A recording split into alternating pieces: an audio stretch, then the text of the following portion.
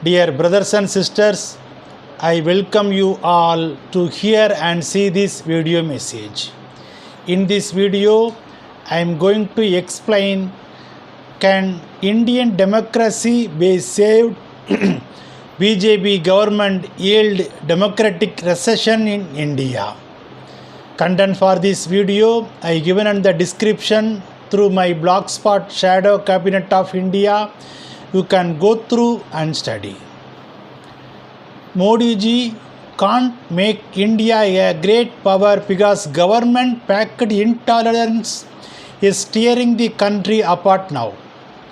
No country is better exemplar of our global democratic recession than India. India has witnessed two significant democratic declines. The 21-month period from June 1975 to March 1977, known as the emergency, and a contemporary decline beginning with Narendra Modi's election in 2014. During Modi's tenure, key democratic institutions have remained formally in place while the norms and practices underpinning democracy have substantially deteriorated. This informal democratic decline in contemporary India stands in stark contrast to the emergency when Indira Gandhi formally eliminated nearly all democratic institutions, banning elections, arresting political opposition, eviscerating civil liberties, muzzling independent media, and passing 3 constitutional amendments that undermined the power of the country courts. While democracy watching organizations categorize democracies differently, they all classify India today as a hybrid regime that is neither a full democracy nor a full autocracy. In 2021, Freedom House dropped India's rating from free to partly free. The only remaining category is not free. That same year, the Varieties of Democracy project relegated India to the status of electoral autocracy, and the Economist Intelligence Unit moved India into a flawed democracy category. Civicus, an international organization that tracks global civil liberties in 197 countries, now classifies India as a repressed on its declining scale of open, narrowed, obstructed, repressed and closed. India is now in the same rating category as Pakistan and Bangladesh, and in a lower category than Nepal and Sri Lanka. The Modi government has increasingly employed two kinds of laws to silence its critics: Colonial Era Citizen Law and the Unlawful Activities Prevention Act. Authorities have regularly booked individuals under sedition laws for dissent in the form of posters, social media posts, slogans, personal communications, and in one case, posting celebratory messages for a Pakistani cricket win. Sedition cases rose by 28% between 2010 and 2021. Of the sedition cases filed against citizens for criticizing the government, 96% were filed after Modi came to power in 2014. One report estimates that over the course of just 1 year, 10,000 tribal activists in a single district were charged with sedition for invoking their land rights. 3 Kashmiri students, Arshid Yusuf, Inayat Aldaf Sheikh and Saugat Ahmad Ghani, arrested in Agra for allegedly raising pro-Pakistani slogans, were unbooked for sedition.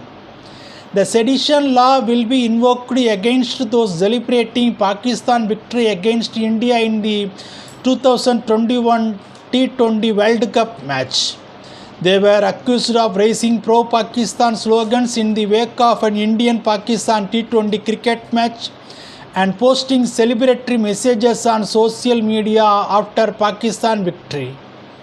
When the students were coming out of the court, some Hindu right-wing activists raised slogans against Pakistan and chased them. Some lawyers also hit the students while they were being taken from the court to a police vehicle, according to purported videos that emerged on social media. While police across the country are quick to use sedition charges against the legal validity of using this section is questionable. The Supreme Court has repeatedly ruled that sedition is constituted by written or spoken words which have the effect of bringing contempt or dissatisfaction or the idea of subverting government by violent means. In Kedarnath Singh versus State of Bihar, the apex court said that if comments, however strongly worded, do not have the tendency to incite violence, they cannot be treated as sedition. Article 14's sedition database, a count and analysis of all sedition cases since 2010, reveals up to 2021.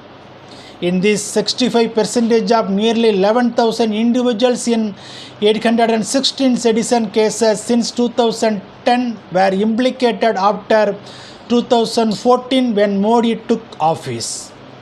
Among those charged with sedition, opposition politicians, students, journalists, authors and academics. 96% of sedition cases filed against 405 Indians for criticizing politicians and governments over the last decade were registering after 2014, with 149 accused of making critical and or derogatory remarks against Modi, 144 against Uttar Pradesh Chief Minister Yogi Adityanath. Much of this increase is due to a surge in sedition cases after protest movements such as those against the Citizenship Amendment Act 2019 and the rape of a Dalit dean at Hathras in Uttar Pradesh. During the anti-CAA protest, 22 of 25 sedition cases involving 3,700 people were filed in BJP-ruled states. After the Pulwama attack, 26 of 27 sedition cases involving 42 persons were filed in BJP-ruled states. Of the 5 states with the highest number of sedition cases, a majority were registered during the BJP time in power in 4 of them: Bihar, Uttar Pradesh, Karnataka and Jharkhand. In UP, 77% of 115 sedition cases since 2010 were registered since Yogi Adityanath became the Chief Minister. More than half of these were around issues of nationalism against those who protested the CAA for shouting Hindustan Murdabad, allegedly celebrating Pulwama attack and India's loss in 2017 ICC Champions Trophy. In Bihar, between 2010 and 2014, the majority of sedition cases related to Maoism and counterfeit currency. After 2014, 23% of sedition cases were against those who protested the CAA, against celebrities who spoke up against lynching and intolerance, and those who allegedly raised pro-Pakistan slogans. Much of this increase in sedition cases has been driven by the way BJP-ruled state governments have pursued critics and protesters. The database found that sedition charges were a de facto strategy for many of these governments each time they encountered public criticism and protest. The Unlawful Activities Prevention Act, amended in 2019, to allow the government to designate individuals as terrorists without a specific link to a terrorist organization. There is no mechanism of judicial redress to challenge this categorization. The law now specifies that it can be used to target individuals committing any act likely to threaten or likely to strike terror in people. Between 2015 and 19, there was 72% increase in arrest under the UAPA Act, with 95% of those arrested remaining in jail without bail. The space for dissent has been shrinking. The Unlawful Activities Prevention Act is a draconian law for counter-terrorism which has been used to unlawfully detain anyone who dares to challenge the Modi regime. Journalists, poets, NGO workers, activists, union heads and even just ordinary citizens have been targeted using a law that should be reserved for extraordinary circumstances. In approximately 97% of the UAPA cases, the defendants were acquitted. Often trials did not commence until several years after the arrests. The UAPA allows for arrest without evidence, contradicting democratic principles. The frequent invocation of these strengthened laws is substantively new and has significantly chilled dissent. The state has intimidated opposition by broadly labeling criticism of government policies as contrary to the national interest or anti-national, and by employing an army of volunteers to identify problematic online dissent. BJP politicians have popularized the term anti-national in patterns that target individuals, causes and organizations. Academics were first to be targeted, with university administrators and faculty investigated, disciplined or compelled to step down owing to their perceived political views. But such tactics were quickly broadened to include any high-profile dissenters. The authorities have used the Foreign Contribution Regulation Act as a political tool to harass several well-respected organizations working to defend human rights, including the Center for Promotion of Social Concerns, the Center for Policy Research, Subrank Trust, Greenpeace, the Ford Foundation, Now Sarjan Trust, Act Now for Harmony and Democracy, the Lawyers Collective, NGO Hazard Center, Indian Social Action Forum, Amnesty International India and Oxfam. Government authorities have systematically used financial audits and tax-related rights on technical but fully legal grounds against a wide range of civil society groups. While it appropriate to regulate and scrutinize finances to address corruption and legitimate national security concern, the FCRA is too broad and unnecessarily infringe on efforts to address social issues in India. Almost 17,000 civil society organizations lost their license to operate in the country between 2015 and 2022, more than 4 times the number who did so between 2011 and 14. Grounds for cancellation were often complaints issues under the new FCRA regulations. The FCRA is a powerful tool that empowers the BJP social arm, the Rashtriya Swayamsevak Sangh, against its enemy in civil society. The Finance Act 2019 also enhanced the powers of Enforcement Directorate, namely to search and seize property without registering a complaint with competent authority and to imprison suspects without conviction on the pretext of money laundering. ED cases rose from 112 between 2004 and 14 to 2,974 between 2014 and 2022. However, the ED's conviction rate was just 0.5% regarding money laundering cases through March 2022. The shrinking space for civil society is among the most severely affected dimensions of Indian democracy. The democratic erosion data dashboard ranks increasing political control over civil society as the number one precursor of democratic erosion in India. India is known for vibrant and active civil society, more than 3 million civil society organizations. Since Modi took office, however, these organizations, particularly the defenders of human rights and critics of the government, have been targeted. Tactics include denying the right for civil society organizations to register in India, suspending the right to operate smear campaigns, and freezing the accounts of CSOs with foreign funding. For instance, Greenpeace India had its bank accounts frozen in 2015 for reportedly campaigning against mining and nuclear projects. Another CSO named the Sabrang Trust registration has been cancelled in 2016 for suspicious funding. The organization was actually criticizing the human rights violation that had taken place in Gujarat riots in 2002 when Modi was the chief minister. In September 2020, Amnesty International had its accounts frozen.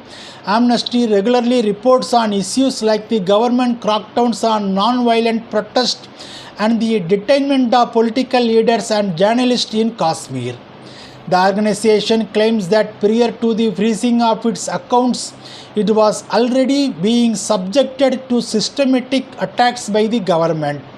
The government towards charges of obstructing the civil society by labeling the cancelled CSO as threats to national interest or agents of Western powers. Indira Gandhi effectively used the slogan, "They want Indira out, I want poverty out." In the same way, Modi uses this with aplomb, "They want Modi out, I want corruption out." Democracy in India, as elsewhere in the world, is not today dying through a military coup or the dramatic or coordinated mass arrest of opponents. Instead, autocrats have learned to talk democratically and walk autocratically, maintaining a legal facade of democracy while harassing opposition and shrinking space for loyal dissent. While India's formal institutions of democracy are also under pressure, Modi's most prominent political rivals have recently been disqualified from running an election. It is primarily the inability of the ordinary citizen to read critical appraisal of government policy, to speak and assemble freely without fear of harassment, as well as the absence of substantive checks on executive power that have transitioned India into the hybrid regime. But there is no democracy without dissent. Bible talks about democratic recession and civil society organization in India. In Jeremiah chapter 38 verse 15. Jeremiah, that is democratic voices, replied to Zedekiah, that is BJP government, "If I tell you, you will kill me, won't you? Besides, if I give you advice, you won't listen to me anyway." Also in chapter Micah 4 verse 9. "Why have you BJP government done evil?